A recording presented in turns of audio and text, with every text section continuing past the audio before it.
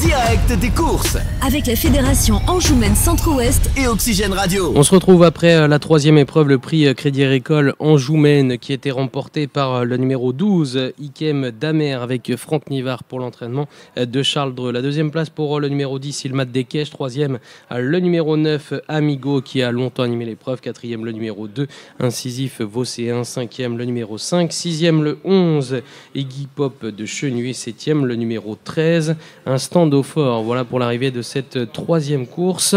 Et c'est l'occasion pour moi d'accueillir deux nouveaux invités. Christophe Bouvet, qui est président de la délégation départementale du Crédit Agricole Anjoumen. Bonjour. Et également Nicole Guéné, donc, qui fait partie de la confrérie des chevaliers de l'Entrecôte. On va commencer avec le sponsor de cette épreuve. Bonjour à tous, avec plaisir.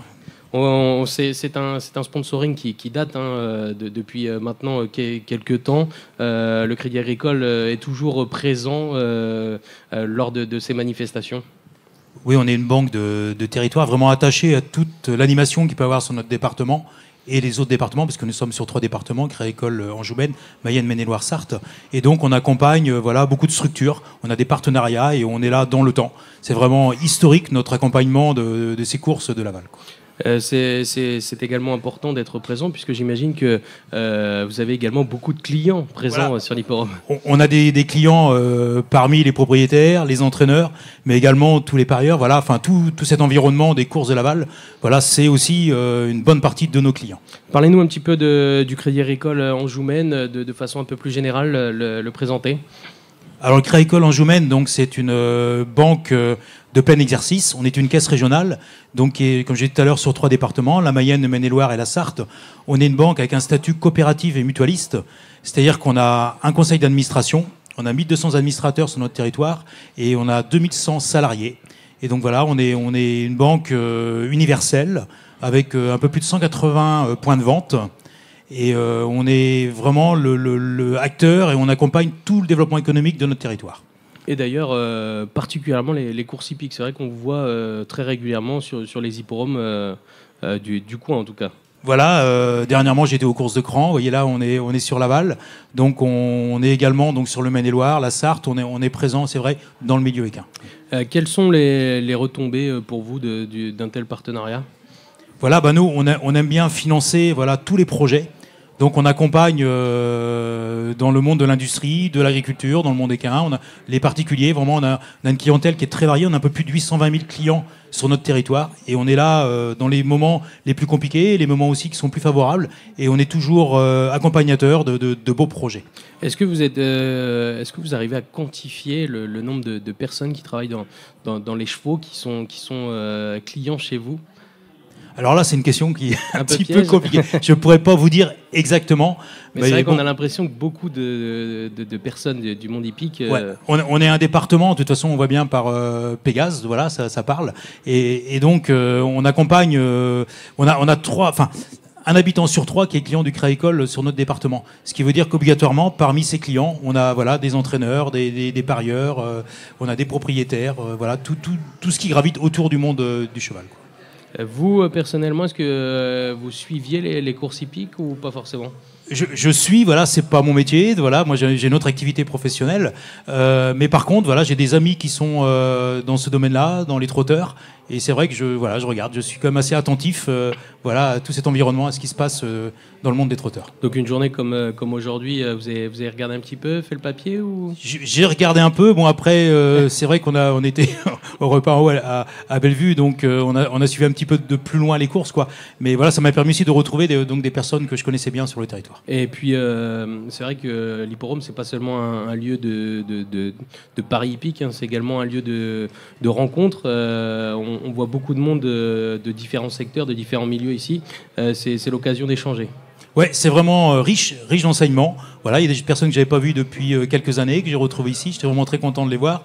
Et puis, moi, j'aime bien cet environnement, ce milieu-là. C'est un moment d'échange. Tout le monde est décontracté. Je pense qu'on aime ici passer une bonne journée et on le retrouve bien encore aujourd'hui, quoi. Et pour passer une bonne journée, il faut bien manger.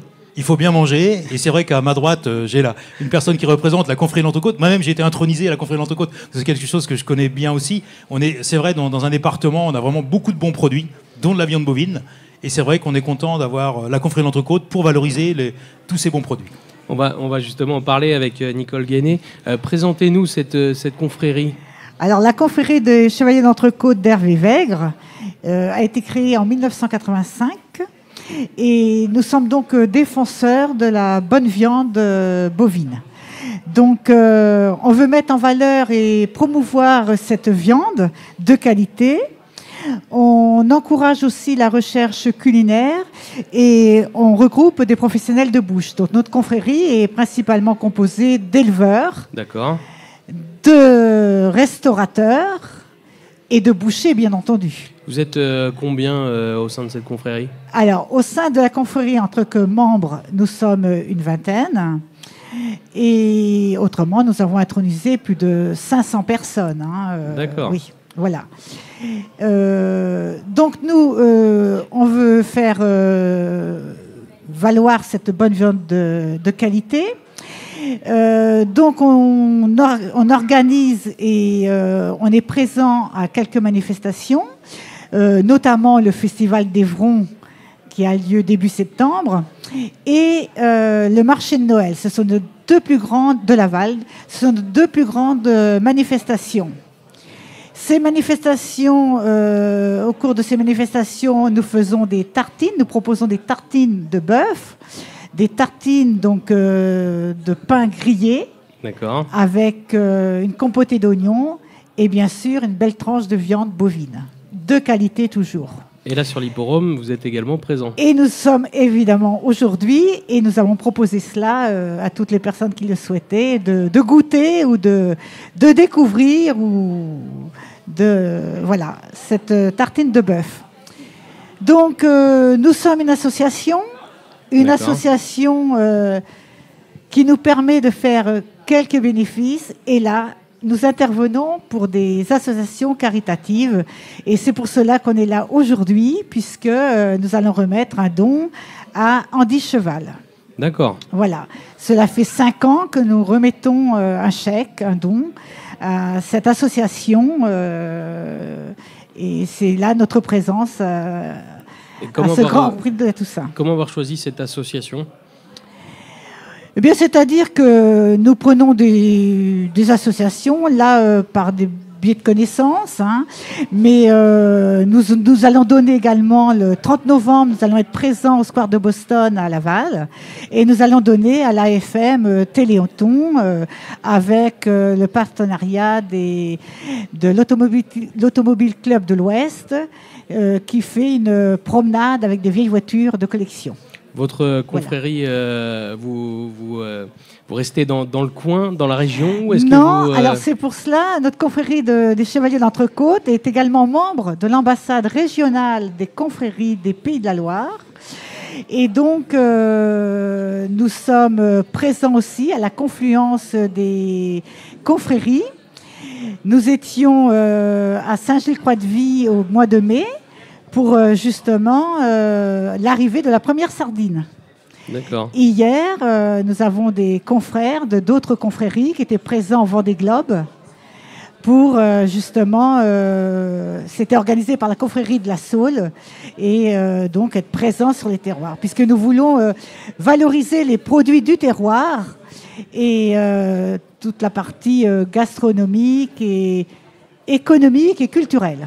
Vous, personnellement, comment est-ce que vous avez décidé d'entrer dans cette confrérie? Alors, au point de départ, c'est mon mari qui était éleveur. Donc, il y est depuis 1989, me semble-t-il. Et puis, au fur et à mesure, participant également à toutes les actions, j'ai été moi-même intronisée. Et voilà. Et c'est par du parrainage, hein, toujours par du parrainage. Donc, comme je vous disais, beaucoup d'éleveurs, de bouchers et de restaurateurs. Comment est-ce que ça se passe? On passe un test Bien sûr. Il y a toujours des petites questions très amusantes sur les races de viande.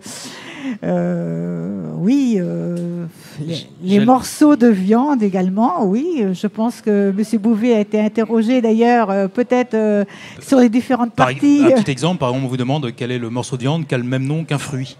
Voilà. Voilà, je vais vous poser la question, tiens, pour savoir si vous êtes apte à être intronisé. D'accord, alors là tout de suite, comme ça.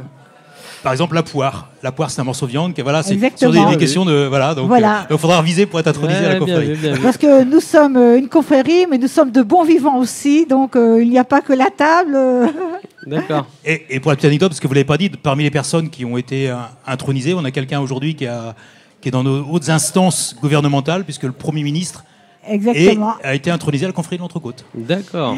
Parce que nous sommes présents aussi quelquefois au Salon de l'Agriculture à Paris. Donc nous voyageons un peu et voilà, c'est notre but de faire promouvoir cette viande de qualité. La viande de qualité est donc pas forcément une race spécifique. Pas du tout. C'est Aujourd'hui, la viande en général. Oui, pas du tout. Oui. Aujourd'hui, toutes les races, nous avons de très très bonnes races. À partir du moment qu'il y a un bon éleveur, il n'y a pas de souci. Est-ce que vous avez des critères pour déterminer que c'est une bonne viande? Eh bien, il faut la goûter. Voilà, et non, mais nos bouchers le savent déjà lorsqu'ils travaillent la viande, ils le savent, hein, parce que nous avons des connaisseurs aussi en boucherie. D'accord. Voilà. Est-ce que vous, personnellement, vous manifestez, vous œuvrez? Comment ça se passe quand vous avez été intronisé? Quel est votre rôle? C'est-à-dire que moi, je suis déjà producteur de viande aussi. Je suis élu au Créicole, mais je suis producteur de viande bovine. Donc c'est pour ça que je connais bien aussi ce secteur-là. Et moi, je suis en filière label. Et je trouve que c'était dans la continuité des choses d'avoir une confrérie qui valorise aussi. On a un terroir avec un savoir-faire de bons animaux, parce qu'il faut des bons éleveurs, mais il faut aussi derrière des personnes qui savent bien transformer et sublimer notre viande. Et vraiment, le rôle de la confrérie, c'est d'avoir toute cette chaîne-là. Ça va de l'éleveur jusqu'aux personnes qui sont capables de la mettre en valeur et de la faire apprécier par nos consommateurs. Donc voilà, je trouve que c'est vraiment une initiative qui dure depuis déjà de nombreuses années et j'espère qu'elle perdurera le plus longtemps possible, quoi. Et est-ce que tout le monde a une tenue spécifique ou... Par exemple, moi qui est intronisé, je n'ai pas la tenue. Il faudrait que je m'investisse un peu plus, je pense, dans la confrérie. Ce sont les membres de la confrérie qui ont la tenue. Tous les dignitaires de la confrérie ont la tenue. Ont cette tenue. Alors, une tenue qui représente le rouge pour la viande bovine et le vert pour les prairies. D'accord. Voilà. Et donc ensuite, vous avez également Alors, nous avons la plaque. La plaque, ouais. Voilà, la plaque. Et nous avons le béret, assorti. Enfin, moi, quand j'étais intronisé, par exemple, on reçoit cette plaque. D'accord. C'est ce qui... Voilà, c'est le symbole et bon, là, on est intronisé. C'est ce qui nous reste quand on est intronisé, cette plaque. Voilà, la plaque et un diplôme. D'accord, ok. Voilà. On aura appris plein de choses. Merci à vous d'être passé nous voir. Et puis, j'espère qu'on va pouvoir les goûter. Écoutez, plaisir. On vous attend. Nous sommes là, juste à votre porte. Ça marche. On passera. Merci à vous d'être passé. Merci à vous. Merci beaucoup. On va désormais se diriger vers la prochaine course. C'est le temps fort de cette réunion, le Grand Prix de la ville de Laval. Une course qui s'annonce somptueuse. 2850 mètres à parcourir, d'excellents compétiteurs en lice, avec notamment Hino Dulupin, le champion de Jean-Paul Marmion, qui va tenter de remettre les pendules à l'heure. À lui qui était disqualifié dans le Grand Prix Anjoumen à Mêlée-du-Maine dernièrement, alors qu'il luttait pour le succès, va tenter de prendre sa revanche, et notamment sur Gendréen, qui l'avait poussé à la faute ce jour-là. Hino Dulupin, donc, qui est le grand favori de cette épreuve.